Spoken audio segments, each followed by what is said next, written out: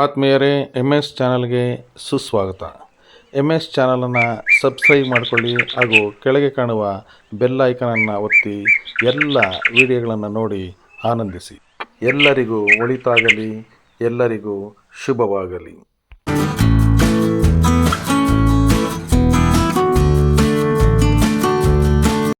ಚಿಂತಾಮಣಿ ತಾಲೂಕು ಕಚೇರಿಯಲ್ಲಿ ಜಗಜ್ಯೋತಿ ಬಸವೇಶ್ವರ ಜಯಂತಿಯನ್ನು ಸರಳವಾಗಿ ಆಚರಿಸಲಾಯಿತು. ದಿನಾಂಕ 30/4/2025 ಬುಧವಾರದಂದು ಚಿಂತಾಮಣಿ ತಾಲೂಕು ಕಚೇರಿಯಲ್ಲಿ ತಾಲೂಕು ದಂಡಾಧಿಕಾರಿಗಳಾದ ಶ್ರೀಯುತ ಸುದರ್ಶನ್ ಯಾದವ್ರವರ ಅಧ್ಯಕ್ಷತೆಯಲ್ಲಿ ಜಗಜ್ಯೋತಿ ಬಸವೇಶ್ವರರ ಜಯಂತಿಯನ್ನು ಆಚರಿಸಲಾಯಿತು. ಬಸವೇಶ್ವರರ ಭಾವಚಿತ್ರಕ್ಕೆ ಪೂಜೆಯನ್ನು ಮಾಡುವುದರ ಮುಖೇನ ಕಾರ್ಯಕ್ರಮವನ್ನು ಉದ್ಘಾಟಿಸಲಾಯಿತು.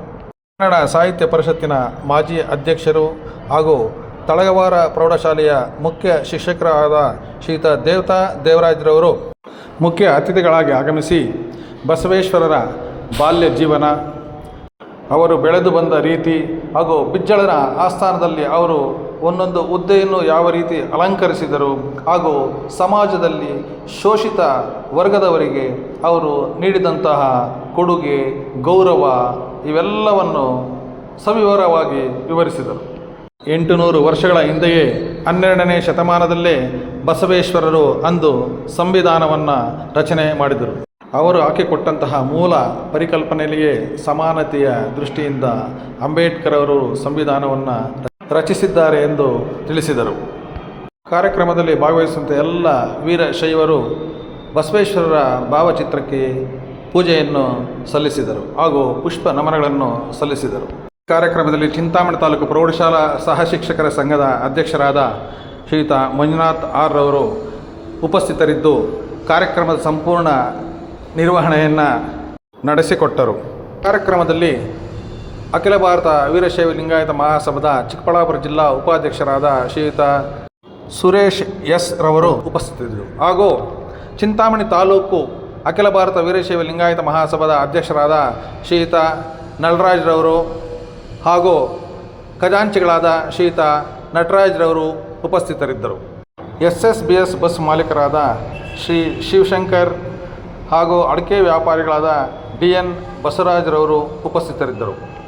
KMD ಕನ್ವೆನ್ಷನ್ ಹಾಲ್ನ ಮಾಲೀಕರಾದ ಶ್ರೀಯುತ ಮಂಜುನಾಥ್ KM ಹಾಗೂ ಕಲ್ಪವೃಕ್ಷ ಬಸ್ ಮಾಲೀಕರಾದ ಶ್ರೀಯುತ ಶಿವಪ್ರಸಾದ್ ರವರು ಉಪಸ್ಥಿತರಿದ್ದರು. ಹಾಗೂ KMG ಸೈಕಲ್ ಶಾಪ್ನ ಮಾಲೀಕರಾದ ಶ್ರೀ ಗುರುಪ್ರಸಾದ್ ನಾಗನಗೌಡರವರು ಹಾಗೂ ಅಖಿಲ ಭಾರತ ವೀರಶೈವ ಲಿಂಗಾಯತ ಮಹಾಸಭಾ ಚಿಕ್ಕಬಳ್ಳಾಪುರ ಜಿಲ್ಲಾ ಘಟಕದ ನಿರ್ದೇಶಕರಾದ CV ಮಣಿಕಂಠರವರು ಹಾಗೂ ಅವರ ಸಹೋದರ ಮಂಜುನಾಥ್ರವರು ಉಪಸ್ಥಿತರಿದ್ದರು. HMS ಬಾಬುರವರು ಹಾಗೂ ಪ್ರದೀಪ್ ಕುಮಾರ್ ಅವರು ಈ ಒಂದು ಕಾರ್ಯಕ್ರಮದಲ್ಲಿ ಉಪಸ್ಥಿತರಿದ್ದರು. ಚಿಂತಾಮಣಿ ತಾಲೂಕು ಸರ್ಕಾರಿ ನೌಕರರ ಸಂಘದ ಗೌರವಾಧ್ಯಕ್ಷರಾದ ಶ್ರೀಯುತ ಮಂಜುನಾಥ್ರವರು ಹಾಗೂ ನಿರ್ದೇಶಕರಾದ ಶ್ರೀಯುತ ನರೇಂದ್ರರವರು ಈ ಒಂದು ಕಾರ್ಯಕ್ರಮದಲ್ಲಿ ಉಪಸ್ಥಿತರಿದ್ದರು. ಈ ಒಂದು ಕಾರ್ಯಕ್ರಮ ಇಷ್ಟೊಂದು ಅಚ್ಚುಕಟ್ಟಾಗಿ ನೆರವೇರಲು ಕಾರಣೀಕರ್ತರಾದ ತಾಲೂಕು ದಂಡಾಧಿಕಾರಿಗಳಾದ ಶ್ರೀಯುತ ಸುದರ್ಶನ್ ಯಾದವ್ ಹಾಗೂ ಎಲ್ಲ ತಾಲೂಕು ಕಚೇರಿಯ ಸಿಬ್ಬಂದಿ ವರ್ಗದವರಿಗೆ ಹಾಗೂ ಎಲ್ಲ ವೀರಶೈವರಿಗೆ ಅನಂತ ವಂದನೆಗಳನ್ನು ಸಲ್ಲಿಸಿ ಕಾರ್ಯಕ್ರಮವನ್ನು ಮುಕ್ತಾಯಗೊಳಿಸಲಾಯಿತು.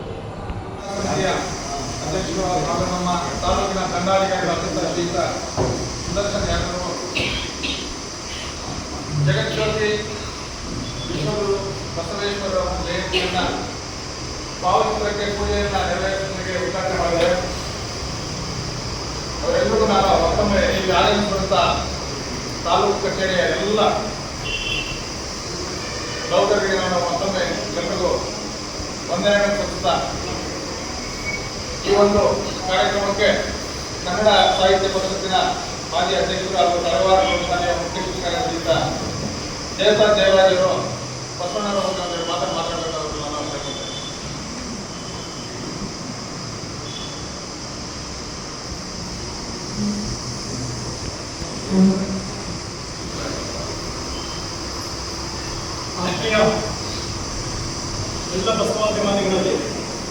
ಎಲ್ಲ ಬಸವಾಭಿಮಾನಿಗಳ ಪಾದಗಳನ್ನು ನಮಸ್ಕರಿಸಿ ವಿಶ್ವಗುರು ತಂದೆ ಬಸವಣ್ಣನನ್ನು ಈ ನೆಲದಲ್ಲಿ ಈ ಮಣ್ಣಿನಲ್ಲಿ ಉಳಿದು ಹೋಗಿರ್ತಕ್ಕಂಥ ಯೋಗಿನಾರಾಯಣ ತಾತಯ್ಯನವರನ್ನು ಈ ಸಂದರ್ಭದಲ್ಲಿ ನಾನು ನೆನಪು ಮಾಡಿಕೊಡ್ತಾ ನನ್ನ ಮಾತಿಗೆ ನಾನು ಚಾಲನೆಯನ್ನು ಕೊಡ್ತಾ ಆತ್ಮೀಯರ ಲಿಂಗ ದೀಕ್ಷೆಯ ಮಾಡಿ ಲಿಂಗವನ್ನರಿತು ಲಿಂಗ ದೀಕ್ಷೆಯ ಮಾಡಿ ಲಿಂಗವನ್ನರಿತು ಲಿಂಗಾರ್ಚನೆಯ ಮಾಡಿ ಲಿಂಗೈಕ್ಯರಾದವರು ಸಹಸ್ರಾರು ಮಂದಿ. ಲಿಂಗ ದೀಕ್ಷೆಯ ಮಾಡಿ ಲಿಂಗವನ್ನರಿತು ಲಿಂಗಾರ್ಚನೆಯ ಮಾಡಿ ಲಿಂಗೈಕ್ಯರಾದವರು ಸಹಸ್ರಾರು ಮಂದಿ. ಲಿಂಗವನ್ನರಿಯದೆ ಲಿಂಗ ದೀಕ್ಷೆಯ ಮಾಡದೆ ಲಿಂಗದ ಸಂಘವನ್ನರಿಯದೆ ನಿಶ್ಚಯ ನಡೆಯಿತು ಮಂಗಗಳಂತೆ ಭಂಗಿಗಳಾಡಿ ಓಡಾಡಿದವರು ಸಹಸ್ರಾರು ಮಂದಿ. ಇಂಥ ಎಡವಿಲಿಂಗಗಳನ್ನು ನಾ ಎಂತ ಬೇಳಲಿ ಗುಡಿಲಿಂಗ ಪೆದ್ದಿ ಶ್ರೀ ವಿಶ್ವೇಶ್ವರ ಅಂತ ಹೇಳ್ಬಿಟ್ಟು ಬಸವಣ್ಣನವರ ಸಮಕಾಲದಲ್ಲಿ ಇದ್ದಂತಹ ಒಬ್ಬ ಶಿವಶರಣ ಅವರ ವಚನವನ್ನು ಸಾಂದೋದ್ಭೌತಿಕವಾಗಿ ನಾನು ಪ್ರಸ್ತಾಪ ಮಾಡಿದ ನನ್ನ ವಿಷಯಕ್ಕೆ ನಾನು ಪಾದಾರ್ಪಣೆಯನ್ನು ಮಾಡ್ತಾ ಇದ್ದೇನೆ.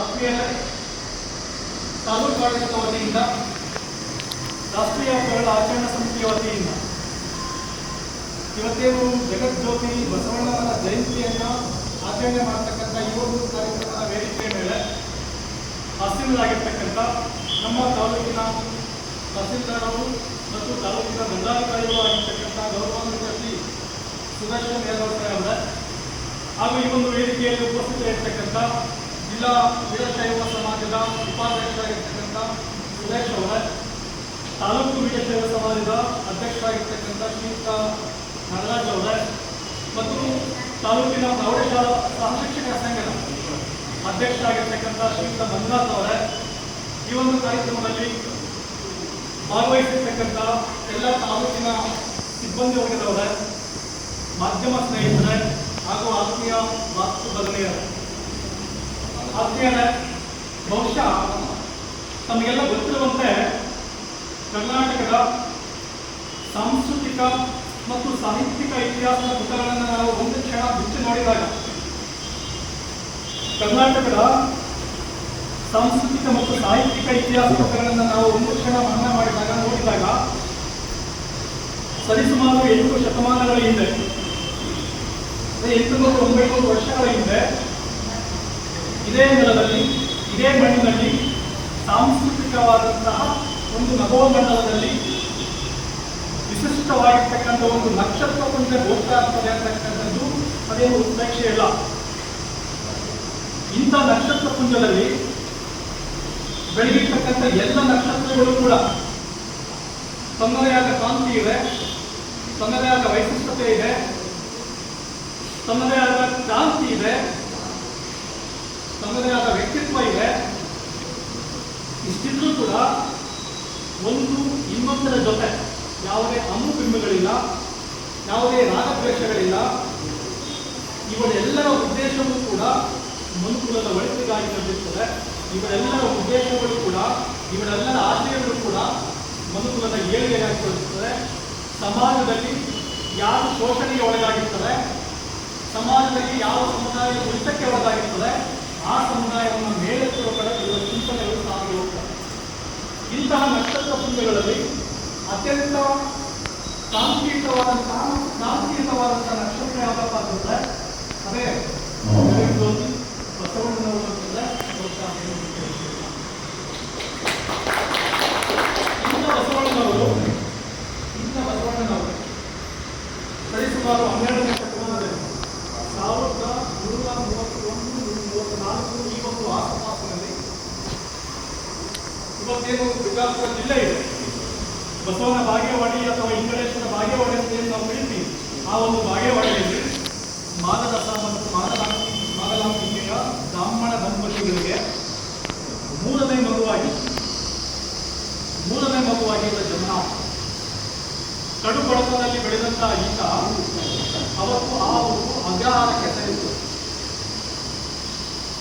ನಾನು ಬಹಳ ದೀರ್ಘವಾಗಿ ಅವತ್ತಿನ ಸಂಕ್ಷಿಪ್ತವಾಗಿರ್ತಕ್ಕಂಥ ಮಾಹಿತಿಯನ್ನು ಕೊಡೋದಕ್ಕೆ ಇಷ್ಟಪಡ್ತೇನೆ. ಆತ್ಮೀಯ ಮುಖ್ಯಮಂತ್ರಿಗಳೇ, 800 ವರ್ಷಗಳ ಹಿಂದೆ ಬಾಲಕ 8 ವರ್ಷದವನಾಗಿದ್ದಾಗ, ಬಸವಣ್ಣನವರು 8 ವರ್ಷದ ಬಾಲಕನಾಗಿದ್ದಾಗ ವೈದಿಕ ಸಂಸ್ಕೃತಿಯಲ್ಲಿ, ವೈದಿಕ ಪದ್ಧತಿಯಲ್ಲಿ, ವೈದಿಕ ಧರ್ಮದಲ್ಲಿ ಬರ್ತಕ್ಕಂಥ ಉಪನಯನ ಪದ್ಧತಿಯನ್ನು ಸರಾಸಗಟವಾಗಿ ಪ್ರತಿಭಟಿಸಿ ಯಾವುದೇ ಮುಲಾಜಿಲ್ಲದೆ ಅವರ ಪೇರೆಂಟ್ಸ್ಗೆ ನನಗೆ ಯಾಕೆ ನೀವು ಉಪನಯನ ಮಾಡ್ತಾ ಇದ್ದೀರಾ, ನನಗಿನ್ನ ಮುಂಚೆ ನಮ್ಮ ಅಕ್ಕ ನಾಗಾಂಬಿಕೆ ಹುಟ್ಟಿದ, ಮೊದಲನೇ ಆಗಾಂಬಿಕೆಗೆ ನೀವು ಉಪನಯನ ಮಾಡಿ ನಂತರ ನನಗೆ ಮಾಡಿ, ಆಕೆಗೆ ಇದರಿಂದ ಉಪನಯನ ನನಗೆ ಯಾಕೆ ಬೇಕು ಅಂತಕ್ಕಂಥ ಪ್ರಶ್ನೆಯನ್ನು ಮಾಡಿ ವೈಜ್ಞಾನಿಕ ತಳಹದಿಯ ಮೇಲೆ 8 ವರ್ಷದ ಬಾಲಕನಾಗಿದ್ದಾಗ ಅದನ್ನು ರಿಜೆಕ್ಟ್ ಮಾಡಿ ಅಲ್ಲಿಂದ ಸಂಗಮಕ್ಕೆ ಹೋಗ್ತಾರೆ. ಯಾವಾಗ ಇವರು ಸಂಗಮಕ್ಕೆ ಹೋಗ್ತಾರೆ, ಕಾಲಾನಂತರದಲ್ಲಿ ಅವರ ಪೇರೆಂಟ್ಸ್ ತೀರು ಹೋಗ್ತಾರೆ.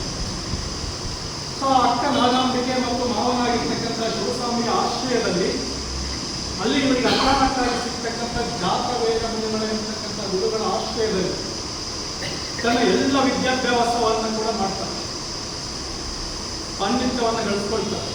ವೇದಗಳನ್ನು, ಶಾಸ್ತ್ರಗಳನ್ನು, ಉಪನಿಷತ್ತುಗಳನ್ನು, ಶಸ್ತ್ರ ಮತ್ತು ಶಾಸ್ತ್ರ ಎರಡೂ ವಿದ್ಯೆಗಳಲ್ಲಿ ಪಾಲಕರಾಗ್ತಾರೆ.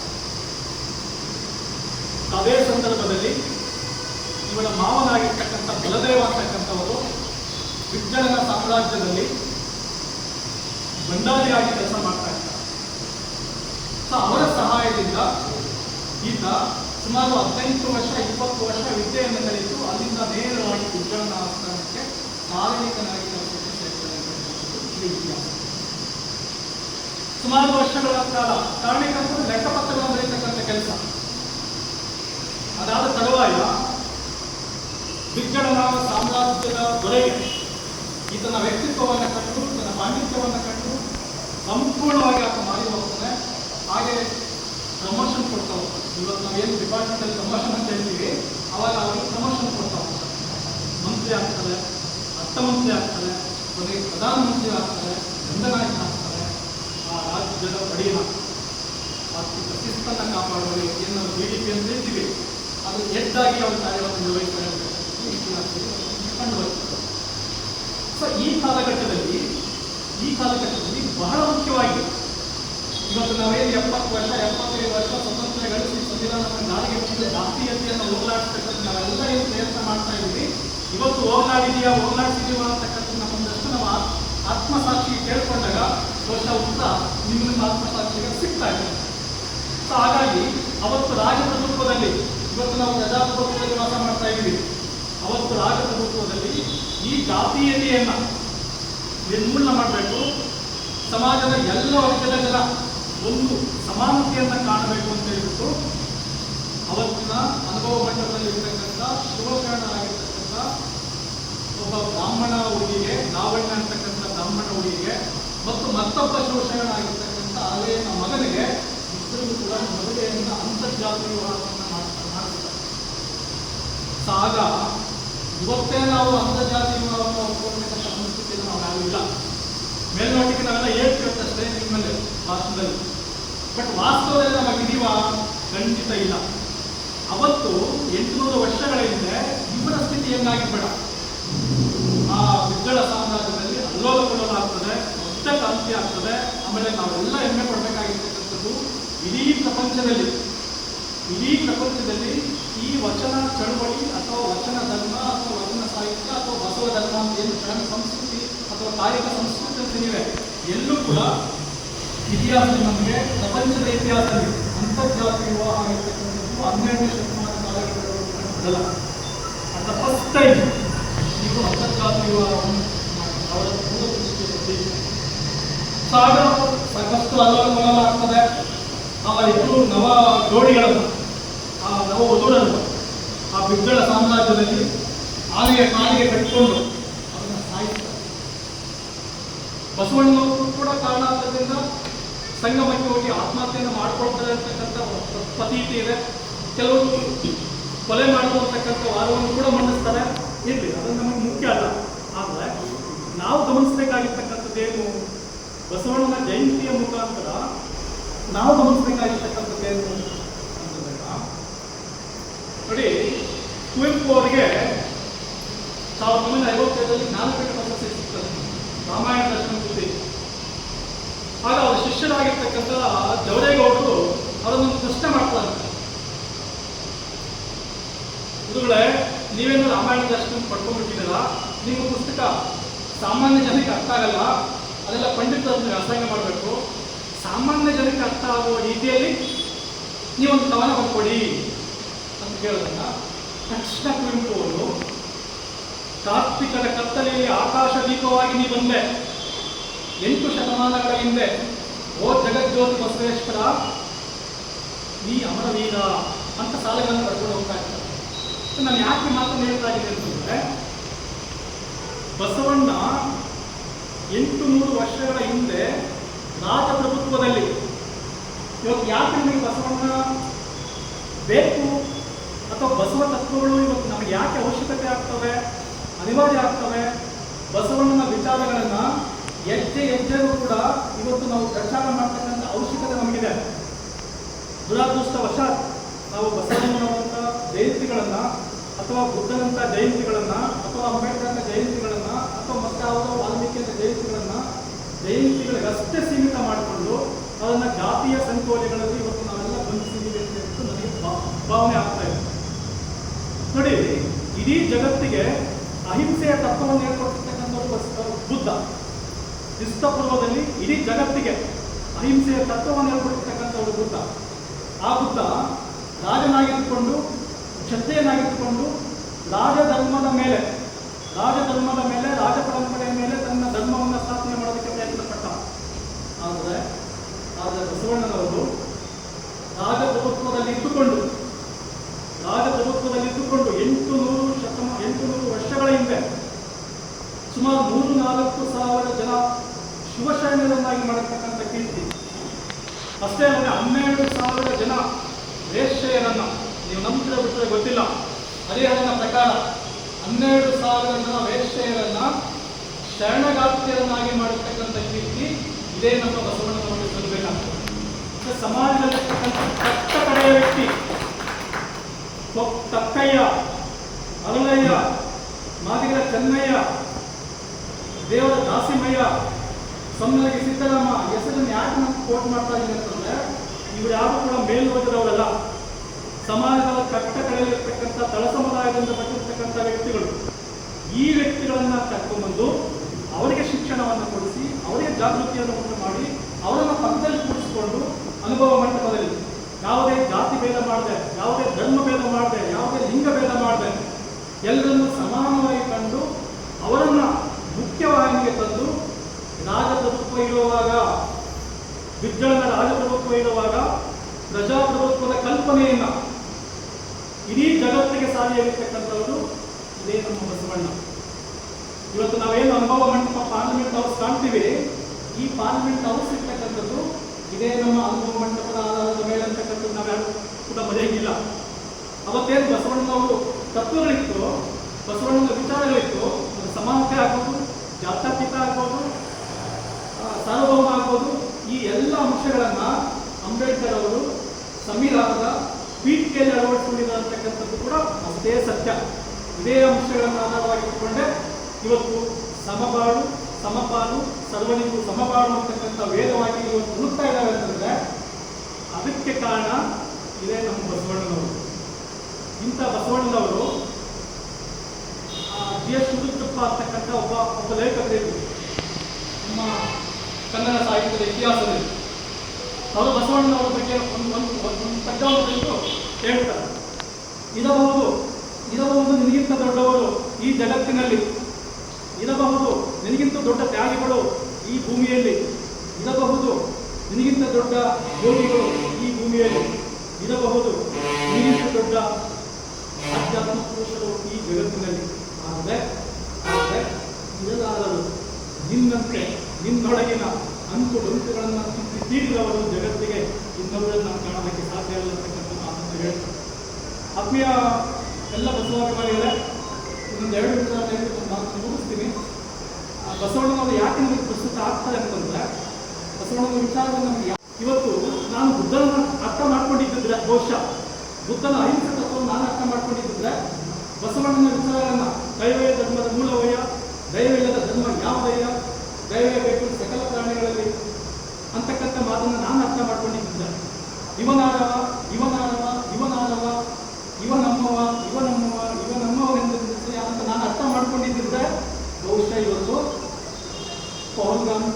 ಪಹಲ್ಗಾಮ್ ಘಟನೆ ಆಗ್ತಾ ಇರಲಿಲ್ಲ, ಪುಲ್ವಾಮಾ ಘಟನೆ ಆಗ್ತಾ ಇರಲಿಲ್ಲ, ನಮ್ಮ ಮನೆಗಳಲ್ಲಿ ದ್ವೇಷ ಬೆಳೀತಾ ಇರಲಿಲ್ಲ, ನಮ್ಮ ಕುಟುಂಬಗಳಲ್ಲಿ ವಸ್ತ್ರ ಬೆಳೀತಾ ಇರಲಿಲ್ಲ.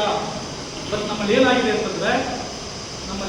ಅಂತಂದರೆ ಔಪಚಾರಿಕವಾಗಿ ಮಾತ್ರ ಜಯಂತಿಗಳನ್ನು ಇವತ್ತು ಆಚರಣೆ ಮಾಡತಕ್ಕಂಥ ಸ್ಥಿತಿಗೆ ನಾವೆಲ್ಲ ಕೂಡ ಬಂದಿದ್ದೀವಿ. ಇದೇ ಪರಿಸ್ಥಿತಿಗಳು ಮುಂದುವರೆದಿದ್ದೆ ಆದರೆ ಬಹುಶಃ ನಾವು ನಮ್ಮ ಮಕ್ಕಳಿಗೆ ಬಸವಣ್ಣನವರ ಬಗ್ಗೆ ವಿಚಾರಗಳನ್ನು ತಿಳಿಸ್ತಾ ಇದ್ರೆ ಏನಾಗಿದೆ ವ್ಯವಸ್ಥೆ ಒಳಗಡೆ ಅಂತಂದರೆ ಬರೀ ಪರೀಕ್ಷಾ ದೃಷ್ಟಿಯಿಂದ ಅಷ್ಟೇ ನಾವು ಮಕ್ಕಳಿಗೆ ಟೆಸ್ಟನ್ನು ಮಾಡ್ತಕ್ಕಂಥ ಪರಿಸ್ಥಿತಿಗೆ ಬಂದುಬಿಟ್ಬಿಟ್ಟಿದ್ದೀವಿ. ನಮ್ಮ ಪರಿಸ್ಥಿತಿನೂ ಹಂಗಿದೆ. ಡಿಪಾರ್ಟ್ಮೆಂಟು ರಿಸಲ್ಟ್ ಕೇಳ್ತಾರೆ, ರಿಸಲ್ಟ್ ಮೂಲಕ ಹಂಗಾಗಿ ಅದು ಕಳಿಸ್ತಾ ಇದ್ದಾರೆ. ಮೌಲ್ಯಗಳನ್ನು ನಿಮ್ಮ ಮಗು ಮೌಲ್ಯದಲ್ಲಿ ಎಷ್ಟಂತ ಕಳಿಸಿದ ಅಂತ ಕೇಳ್ತಾರೆ, ನೀವು ಕೇಳಲ್ಲ. ನನ್ನ ಮಗ 99 ಅಂಕ ಬಂದಿದೆ ನಾವು ವೆರಿ ಗುಡ್, ನಿಮಗೆ ಯಾವ ಕಾಲೇಜ್ ಯಾವುದು ಸ್ಕೂಲ್ ಒಳ್ಳೆ ಮಾಸ್ಟು ಒಳ್ಳೆ ಆರ್ಗನೈಸೇಷನ್ ನಮ್ಮ ಮಕ್ಕಳಿಗೆ ಅಂತ ನಾವೆಲ್ಲ ಭಾವಿಸ್ತೀವಿ. ಅಂಥ ಸ್ಥಿತಿಗೆ ನಾವು ಬಂದಿದ್ದೀವಿ. ಹಾಗಾಗಿ ದಯವಿಟ್ಟು ನಿಮ್ಮೆಲ್ಲ ಕೈ ಮುಗಿದು ನಾನು ಮನವಿ ಮಾಡ್ತಾ ಇದ್ದೀನಿ, ಬಸವಣ್ಣನವರು ಲಿಂಗಾಯತ ಸೊತ್ತಲ್ಲ, ಬಸವಣ್ಣನವರು ವೀರಶೈವ ಸೊತ್ತಲ್ಲ, ಬಸವಣ್ಣನವರ ವಿಚಾರಗಳು, ಬಸವಣ್ಣನ ವಚನಗಳು ಮನುಕುಲದ ಆಸ್ತಿ, ಮನುಕುಲದ ಸೊತ್ತು. ಹಾಗಾಗಿ ಇವೆಲ್ಲ ಕೂಡ ಸರ್ವಕಾಲಿಕ ಸತ್ಯ ಆಗ್ತವೆ, ಇವೆಲ್ಲ ಕೂಡ ಸರ್ವಕಾಲಿಕ ಸತ್ಯ ಆಗ್ತವೆ. ಸೊ ಇಷ್ಟು ವಿಚಾರಗಳನ್ನು ಹೇಳೋದಕ್ಕೆ ನನಗೆ ಅವಕಾಶ ಕೊಟ್ಟಿರ್ತಕ್ಕಂಥ ನಿಮ್ಮೆಲ್ಲರಿಗೂ ಕೂಡ ಕೈ ಬಸವಣ್ಣನವರ ಬಾಲ್ಯ, ಅವರ ಒಂದು ವೃತ್ತಾಂತವನ್ನು ಹಾಗೂ ಅವರು ಸಮಾಜಕ್ಕೆ ಕೊಟ್ಟಂತಹ ಕೊಡುಗೆಗಳನ್ನು ಸವಿಸ್ತಾರವಾಗಿ ತಿಳಿಸಿದಂತಹ ಶ್ರೀಯುತ ದೇವತಾ ದೇವರಾಜರಿಗೆ ನಾನು ಎಲ್ಲರ ಪರವಾಗಿ ಅನಂತ ವಂದನೆಗಳನ್ನು ನಡೆಸ್ತಾ ಇದ್ದೇನೆ. ಅದೇ ರೀತಿ ಈ ಒಂದು ಕಾರ್ಯಕ್ರಮ ಇಷ್ಟೊಂದು ಯಶಸ್ವಿಯಾಗಿ ನೆರವೇರಲು ಕಾರಣಕರ್ತರಾದಂತಹ ನಮ್ಮೆಲ್ಲರ ಅಚ್ಚುಮೆಚ್ಚಿನ ದಂಡಾಧಿಕಾರಿಗಳಾದಂತಹ ಶ್ರೀಯುತ ಸುದರ್ಶನ ಯಾದವರಿಗೆ ನಾನು ನಮ್ಮ ವೀರಶೈವ ಸಮಾಜ ಪರವಾಗಿ ವಂದನೆ ಮಾಡುತ್ತೇನೆ. ಅದೇ ರೀತಿ ಇಲ್ಲಿ ಆಗಮಿಸಿದಂಥ ಎಲ್ಲರಿಗೂ ಅನಂತ ವಂದನೆ